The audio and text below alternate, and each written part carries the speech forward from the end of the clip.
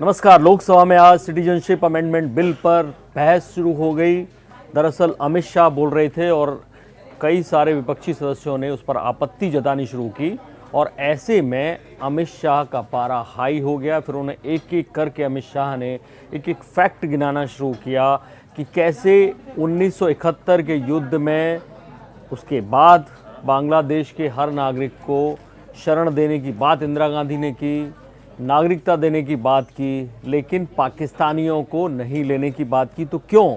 दरअसल हो ये रहा है कि 3 देशों के अल्पसंख्यकों को भारतीय नागरिकता देने की बात है इस बिल में, और ऐसे में विपक्षी ये आरोप लगा रहे हैं कि केवल अल्पसंख्यकों में मुस्लिमों को छोड़कर बाकी धर्म ही शामिल किए गए हैं। पारसी, जैन, बौद्ध, हिंदू आदि, इनमें मुसलमान क्यों नहीं लिए गए? इसका अमित शाह जवाब दे रहे थे और वो कह रहे थे कि संविधान के किसी भी आर्टिकल को ये काटता नहीं है, उसका उल्लंघन नहीं करता। और अमित शाह ने ऐसे में युगांडा का नाम ले दिया कि कैसे इंदिरा गांधी ने युगांडा के लोगों को शरण दी।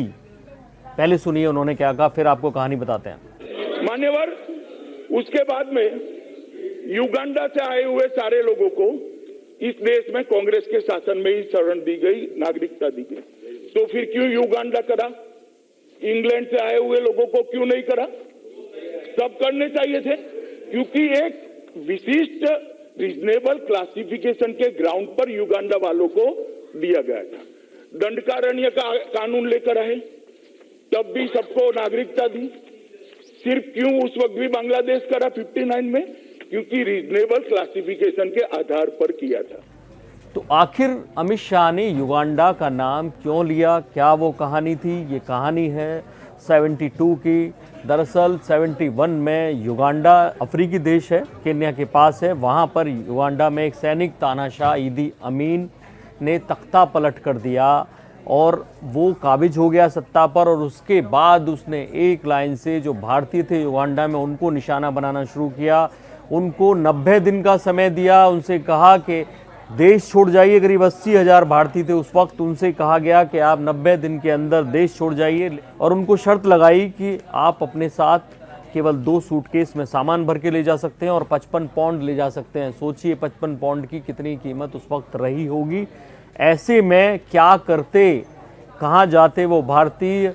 दरअसल उनके पास ब्रिटिश नागरिकता भी थी। 50,000 भारतीयों के पास ब्रिटिश नागरिकता इसलिए थी कि वो जब से गए थे, यानी भारत से गए थे, मोटे तौर पर गुजरात और पंजाब से रेल लाइन वहाँ बिछाई जा रही थी, उसकी मजदूरी के लिए गए थे भारतीय 1896 और उसके आगे के 3-4 सालों में। लेकिन वो धीरे धीरे उन्होंने वहाँ बिजनेस करना शुरू कर दिया, बिजनेस अलग अलग क्षेत्रों में फैलाया, पैसे वाले हो गए भारतीय। और ऐसे में क्योंकि ब्रिटिश कब्जे में था युगांडा, ऐसे में उनको ब्रिटिश नागरिकता भी हासिल हो गई थी जो उस वक्त भी थी। तो 30,000 भारतीयों ने ब्रिटेन में जाके शरण ली थी। ब्रिटेन की सरकार जो थी वो भी उस वक्त परेशान हो गई, तो बाकी भारतीय कनाडा, अमेरिका जैसे देशों में जाने लगे।